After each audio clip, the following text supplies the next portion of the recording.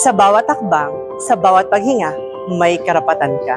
Lahat tayo, ipinanganak ng pantay-pantay at malaya sa dignidad at karapatan.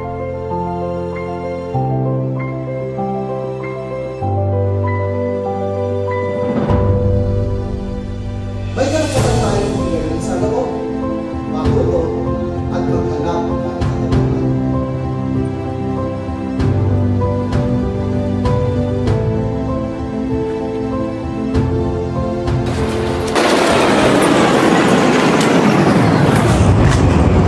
May karapatan tayong mamili ng relihiyon, sumama sa mga organisasyon at maghangad ng pagbabago.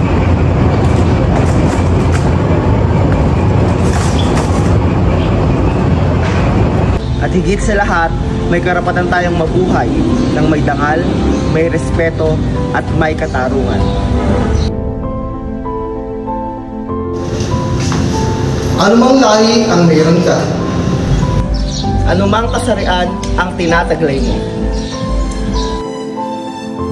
Ano man ang kalagayan mo sa buhay, Ang karapatan, hindi pribilehiyo, ito'y para sa lahat.